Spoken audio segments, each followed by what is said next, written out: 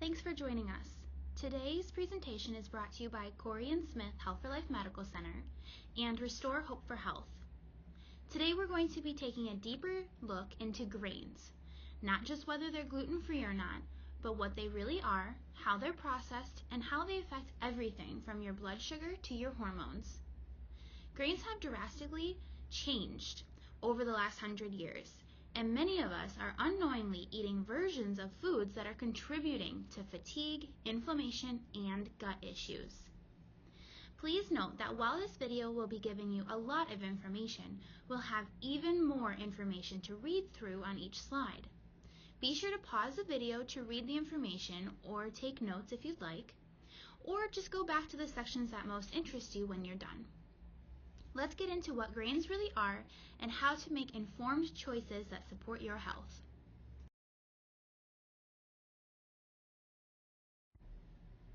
First, we need to understand the anatomy of a grain.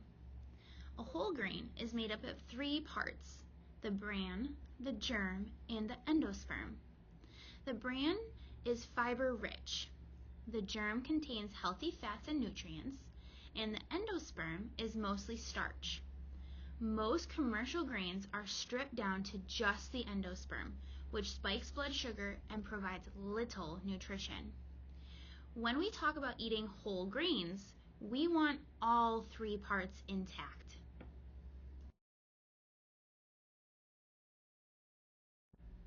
So what makes a grain contain gluten? Gluten is a protein made of gliadin and glutamine, found in the endosperm of wheat, barley, and rye.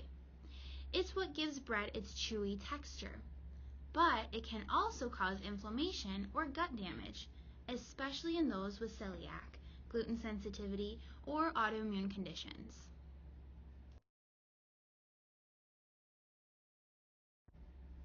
Even small exposures can be a problem for sensitive individuals. Gluten isn't inherently bad, but modern wheat is very different from its ancestral forms. Experts in functional medicine explain that gluten isn't just a gut issue, it can trigger leaky gut, neurological symptoms, and even chronic inflammation.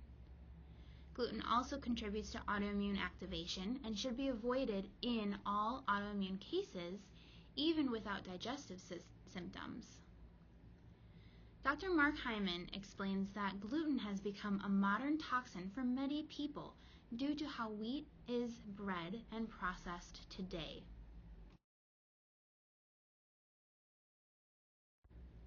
Gluten-containing grains include wheat, barley, rye, and some of their hybrids, which are shown on the screen.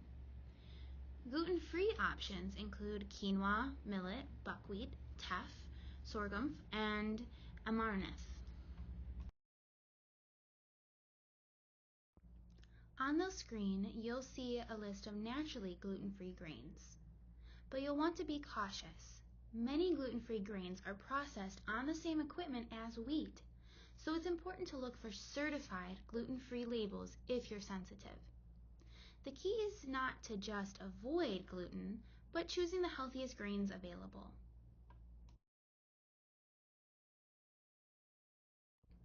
Now we get to go into the timeline of grain processing and, unfortunately, the nutritional decline. Grains from 100 years ago were stone ground, fresh, and often fermented. They were nutrient dense and easier to digest. Over time, we've shifted to roller mills, synthetic fertilizers, and ultra-refined flours. You can see on the screen that 100 years ago, which was the 1920s and 30s, this was pre-industrial. Grains were primarily whole grains. Farming had small-scale organic by default, and bread was homemade or from local bakers using fresh milled flour. You can also see that the nutrient density was high. Fast forward 25 years, in the 1950s, this is when the industrialization of agriculture begins. The grains were beginning to be on a large scale of hybridization. Farming was a rise of chemical fertilizers, and bread was mass-produced with white bread, and that became the norm. You can also see that nutrient density was declining.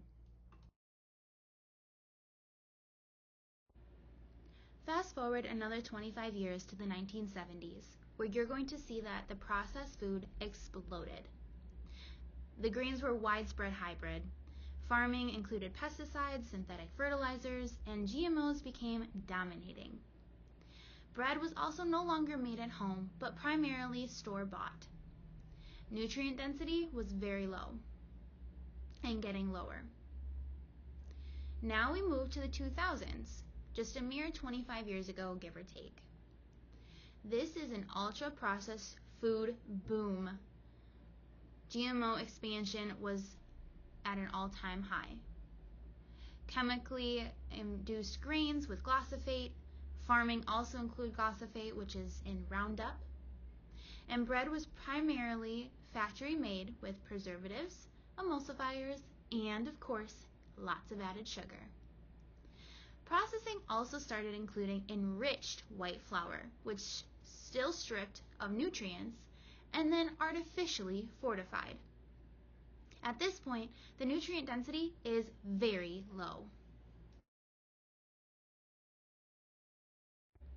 Today's grains are often stripped of their nutrients, sprayed with chemicals like glyphosate, and genetically hybridized.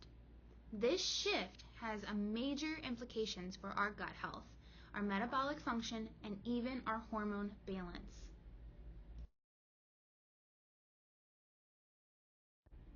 Dr. Mark Hyman says that industrial bread, aka factory-made bread, is a science project and not food. He recommends skipping it entirely and opting for real sourdough or gluten-free homemade bread. Store-bought bread, in summary, is highly processed, inflammatory, and not supportive of gut or metabolic health. On the other hand, homemade bread is much healthier if made with clean, whole ingredients and minimal sugar. Control is key. Sourdough bread is the best option for many nutrient-dense reasons. It's easier to digest, and it's naturally lower in gluten. Please be aware that those with autoimmune conditions, even sourdough may still pose a risk. You may want to opt for gluten-free, grain-free options, or things like cassava alternatives. Grains like quinoa, millet, buckwheat, and so much more are rich in nutrients and gentler on the gut. Preparation does matter. You'll want to soak them, sprout them, and combine them with healthy fats and proteins to support stable blood sugar. These grains also support fiber intake and gut health, which in turn supports immunity and hormone function. This current slide and the previous slide give a little bit more in-depth instructions on how to best prepare these specific gluten-free options.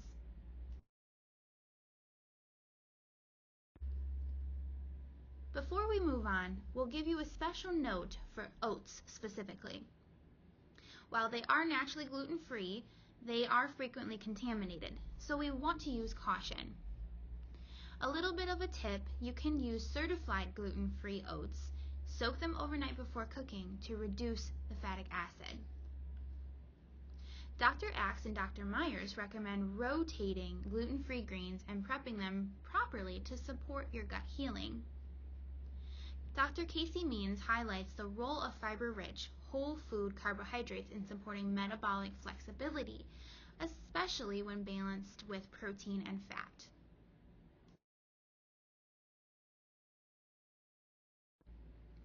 Store-bought bread is usually ultra-processed, full of preservatives, and made with fast-rise yeast.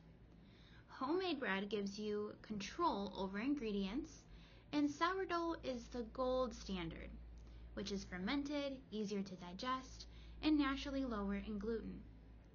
Functional experts across the board recommend sourdough or ancient grain breads for those who can tolerate gluten.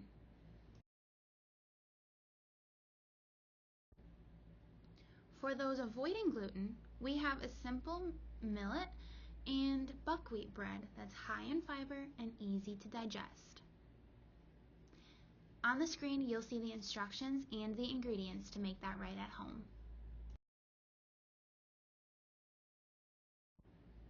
On the screen, you'll see a homemade recipe, which is a better option for those who can tolerate gluten, but want to avoid the modern ultra-processed wheat. This recipe offers a gentler option to modern wheat, with the goal to get back to real, whole ingredients that nourish and not deplete. Now we're going to move on to pasta. Most pasta is made from enriched white flour, which is fast digesting and blood sugar spiking. You want to look for cassava, buckwheat, or brown rice-based pastas if you're gluten-free. For those who are not gluten-free, homemade pasta using spelt or corn flour offers a better option. Again, preparation and ingredients are everything. We've provided you with a simple, homemade, gluten-free pasta recipe using cassava-based flour.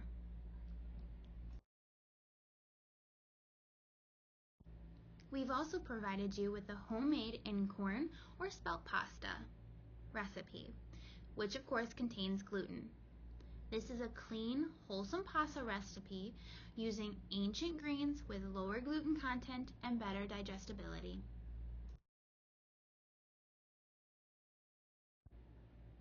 Refined grains spike blood sugar and lead to insulin resistance over time, which is a key driver of chronic conditions like PCOS, diabetes, and fatigue. Whole, properly prepared grains slow absorption and promote metabolic balance. We want to keep blood sugar steady, not a roller coaster. It's important to remember that not all carbs are created equal. Dr. Mark Hyman states that the average person eats 152 pounds of sugar and 133 pounds of flour per year, which both drive insulin resistance, inflammation, and chronic disease. Dr. Casey Means says that continuous glucose monitoring shows that refined grains can spike glucose even higher than a table sugar in many people. Dr. Josh Axe explains that choosing ancient or sprouted grains and pairing them with fat and protein can lower the glycemic impact significantly. A couple of things to note on this specific slide is the whole grains versus the refined grains comparison chart.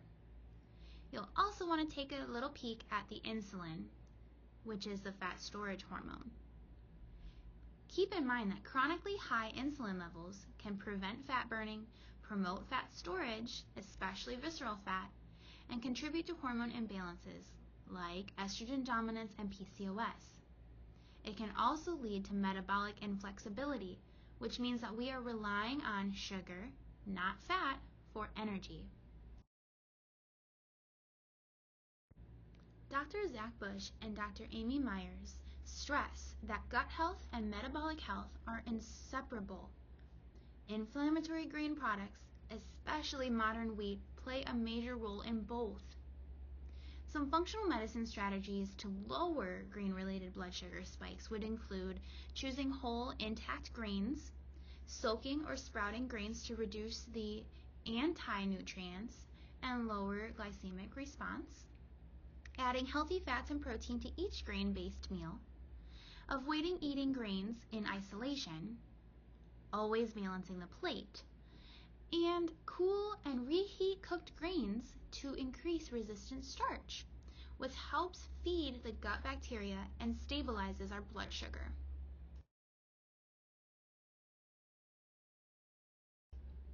This checklist helps simplify grain choices, from choosing whole over refined, balancing with protein and fat, and preparing them properly. And of course, eating mindfully. Occasionally, taking grain-free days can help reset the body and improve metabolic flexibility.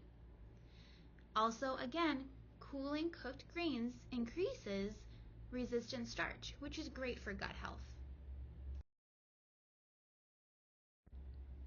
One important factor that a lot of people tend to forget is listening to our body. You want to track how you feel after eating grains. For example, how is your energy? Are you feeling bloated? Do you feel like you have more cravings? Are you feeling more fatigued? Another thing to consider would be a glucose monitor for real-time insights. Dr. Casey Means and Levels recommends this approach. A little bit of functional insight means reducing refined carbs and balancing whole grains with fat, fiber, and protein is one of the most powerful dietary shifts for reversing insulin resistance, lowering inflammation, and restoring our energy. Grains impact hormone health through insulin, cortisol, thyroid function, and estrogen balance. High glycemic grains contribute to hormone imbalances, while whole, well-prepared grains can support healthy cycles, weight, and energy. For those with thyroid or autoimmune issues, removing gluten may be essential. Dr. Mark Hyman and Dr. Laura Britton agree that stabilizing blood sugar is foundational to hormone balance, especially for reproductive hormones. In the case of cortisol, which is all of our stress levels, this is the stress blood sugar link. High carb, grain-heavy meals cause blood sugar crashes, which triggers a cortisol spike. Now keep in mind that those chronic spikes in cortisol will lead to poor sleep, anxiety or mood swings, dysregulated cycles, and even adrenal fatigue.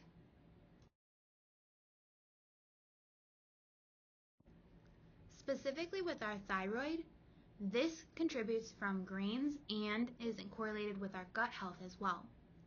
Modern refined grains, especially wheat, often contain glyphosate and lectins, which damage the gut lining, impair nutrient absorption, especially psyllium, zinc, and iodine, which are key for thyroid function. And gluten, in particular, can mimic thyroid tissue, leading to cross-reactivity in Hashimoto's. When looking at estrogen and estrogen dominance, highly refined carbs, including grains, will promote insulin resistance, which slows down the liver's ability to clear excess estrogen, gut dysbiosis, which disrupts the estrogen metabolism, which leads to estrobiome imbalance, and this ultimately leads to PMS, breast tenderness, heavy periods, mood swings, and or weight gain.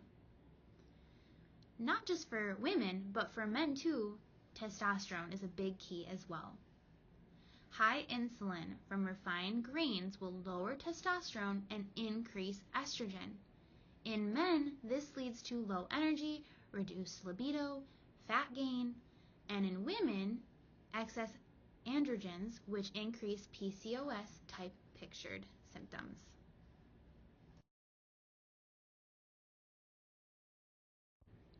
We want to rethink grains for a whole body health. Grains don't have to be the enemy, but we need to be intentional.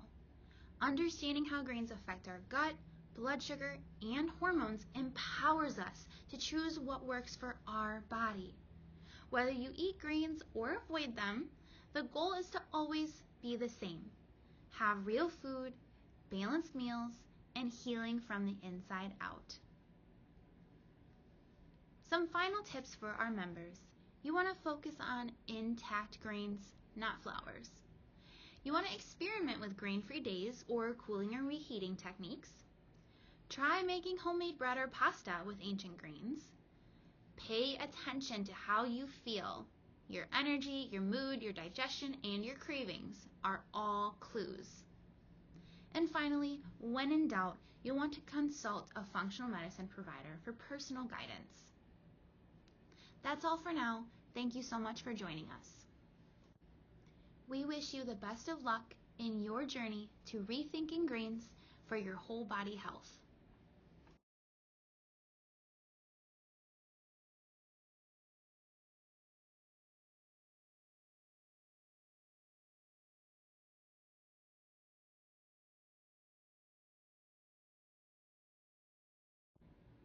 These statements have not been evaluated by the Food and Drug Administration.